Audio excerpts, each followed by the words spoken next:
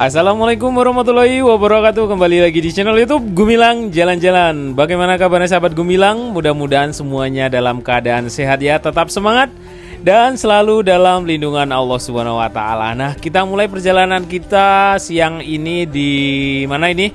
Sahabat Gumilang, mungkin sudah banyak yang tahu juga. Ini adalah terminal di Kota Padang, terminal bus angkutan umum, yaitunya terminal Anak Air yang sudah beroperasi sekitar beberapa tahun terakhir ini ya. Tapi kita bisa melihat sama-sama mungkin yang tinggal di Kota Padang seperti apa keeksisan terminal Kota Padang ini, apakah sesuai dengan fungsinya, apakah sesuai dengan harapan masyarakat, harapan pemerintah bahwa terminal ini dapat digunakan dengan baik, mungkin dapat digunakan bus-bus untuk mengambil atau menurunkan penumpang di sini. Mungkin bisa bantu komentar di bawah. Kalau kita bisa lihat kasat mata seperti ini pada siang hari, tidak ada satupun bus antar kota, antar provinsi, antar kota dalam provinsi juga tidak ada di sini. Yang ada hanya Trans Padang yang memang melayani jalur di Kota Padang, dan kalau jurusan Kota Padang menuju ke Anak Air ini memang rumahnya Trans Padang, memang harus masuk ke sini ya. Tapi kita tidak melihat bus-bus besar seperti kita melihat di Terminal Bare Solo, terminal di Aur Kuning Bukit Tinggi, bahkan lebih ramai di terminal-terminal itu. Ya mungkin belum ada gebrakan-gebrakan terbaru mungkin dari pemerintah, makanya terminal ini masih kelihatan seperti ini. Saya tidak bilang terminal ini A, B, C, D, E, tapi ya kelihatannya kita lihat tadi seperti itu ya. Nah, terminal ini adalah pengganti terminal Bingkuang yang dulu pernah dibangun di daerah Aipacah yang sekarang itu digunakan untuk balai kota dan kantor DPRD. Di sana itu adalah dulunya terminal Bingkuang setelah perpindahan dari terminal Andalas yang sekarang adalah Plaza Andalas. Dulu terminal busnya di tengah kota, kemudian dipindahkan ke daerah bypass. Setelah itu tidak berjalan karena sepi.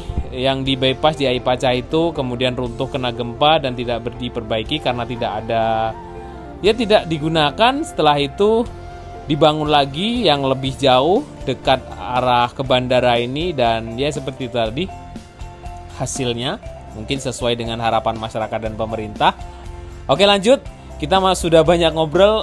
Tujuan kita hari ini adalah melihat perkembangan proyek-proyek yang ada di Sumatera Barat, khususnya di daerah arah ke Padang Pariaman ya, di kabupaten. Nah, kita mulai tadi perjalanan kita dari terminal bus Anak Air di Kota Padang.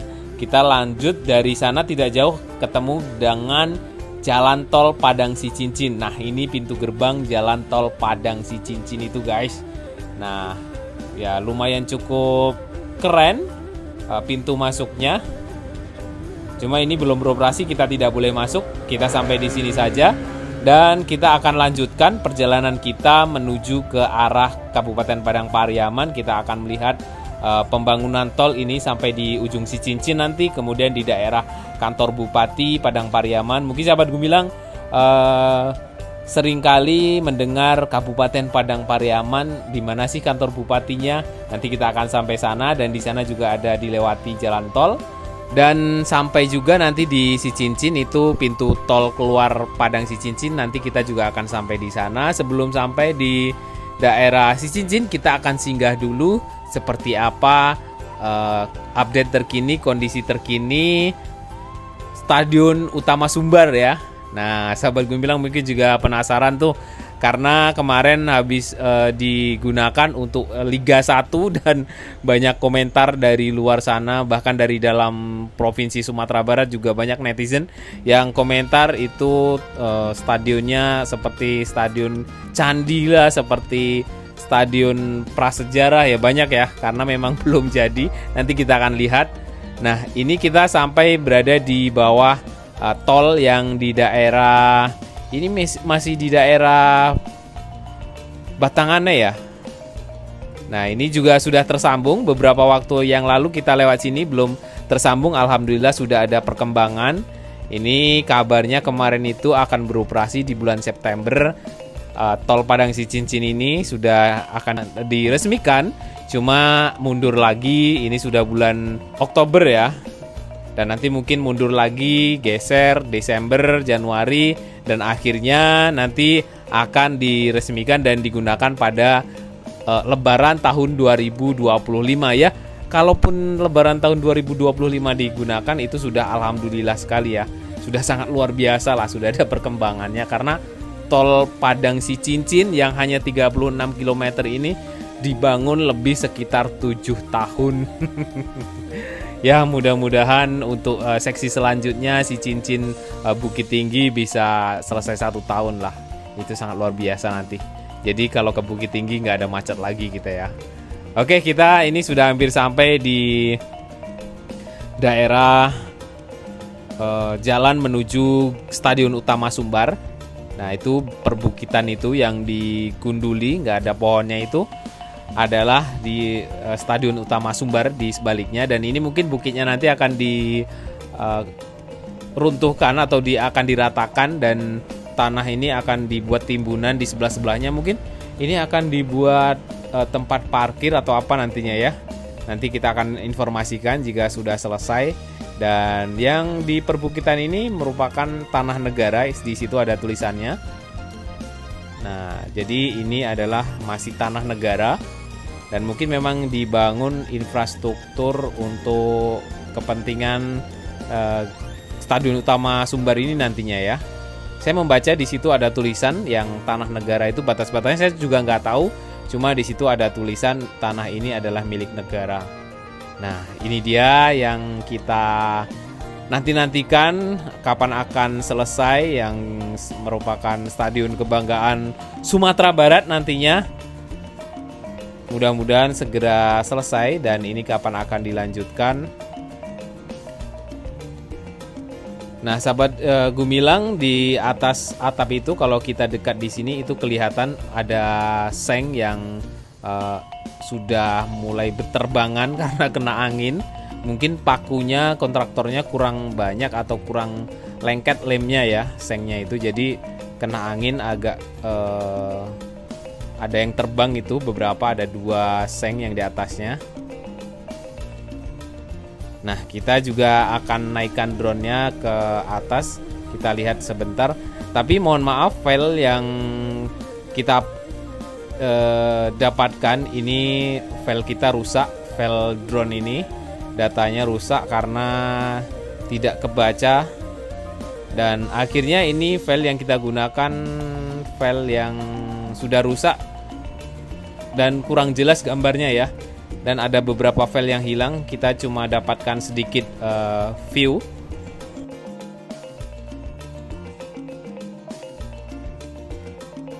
Nah, seperti itulah gambaran kalau kita lihat dari atas Stadion Utama Sumbar. Tapi alhamdulillah kita masih dapat sedikit video, meskipun yang lainnya banyak yang hilang ya. Oke, lanjut kita menuju ke arah kantor Bupati Kabupaten Padang Pariaman. Ini kita sedang melewati pasar Lubu Alung ya, sahabat Gumilang. Inilah suasana pasar Lubu Alung pada siang hari. Nah, lumayan macet ya pasar Lubu Alung, dan di simpang ini nih depan ada Tugu. Nah, ini kalau sahabat Gumilang sering lewat sini pasti akan sering nampak di sini ada razia ya. Nah, hati-hati, kita harus lengkap pakai helm. Walaupun nggak ada razia ya kita harus pakai helm. Cuma di sini itu kalau menurut saya agak terkenal razia polisi di simpang itu, karena saya dulu sering kerja lewat sini dan beberapa kali ada ya hampir setiap hari ada razia. Ya, razia itu penting, dan ya mungkin ya agar masyarakat tertib ya, pakai helm.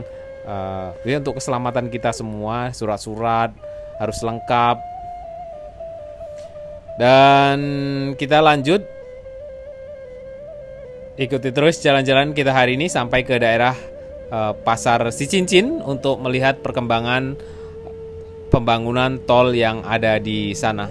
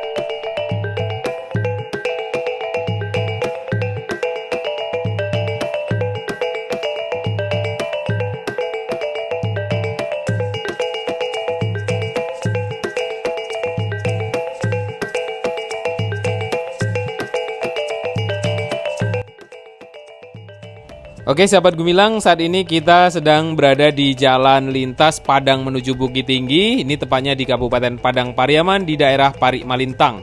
Nah di sebelah kiri ini ada RSUD Padang Pariaman. Kita belok ke kanan ini ya, kalau lurus ke Bukit Tinggi. Kalau belok kanan ini menuju ke kantor Bupati Kabupaten Padang Pariaman. Kita akan melihat di daerah kawasan dekat kantor Bupati ini dilewati jalan tol. Nanti kita lihat perkembangannya seperti apa. Di sana juga akan dibangun rest area yang sangat luas tempatnya dan keren kabarnya. Nanti kita akan melihat apakah sudah jadi rest area yang dibangun di dekat kantor Bupati Kabupaten Padang Pariaman.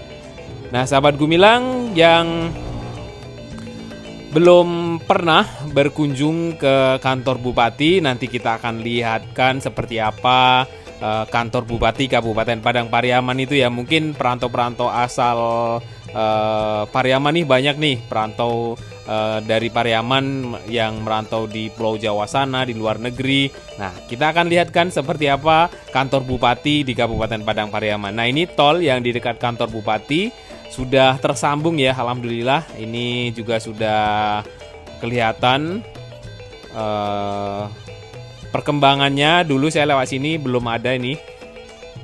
Dan kita akan melihat ke atas. Nah ini mohon maaf sekali gambar yang kita ambil dari drone kurang begitu jelas karena ya sama yang kayak kita di stadion tadi, filenya rusak ya. Nah ini rest area yang akan dibangun di sini masih belum nampak berdiri bangunan ya. Masih terlihat banyak tumpukan tanah dan lumpur di sini. Oke, lanjut kita menuju ke kantor bupatinya, kantor Bupati Kabupaten Padang Pariaman. Jadi kantor bupati dan pusat perkantoran di Kabupaten Padang Pariaman ini keren ya. Dia seperti di IKN. Nah, ibu kota Nusantara yang saat ini di tengah-tengah hutan.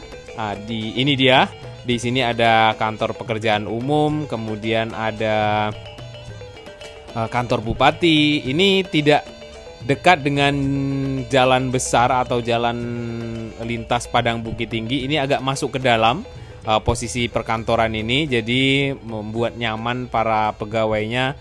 Udaranya sejuk dan di sini kantor bupati ini berada di sedikit agak perbukitan dan dikelilingi seperti hutan ya, bisa dikatakan hutan karena pepohonan juga cukup lebat di sini. Kita nanti akan lihat juga dari atas dan masya Allah luar biasa. Di depan kantor bupati ada masjid yang begitu megah di sini. Cuma memang belum selesai 100% ya sepertinya masjidnya ini. Dan ini sudah digunakan.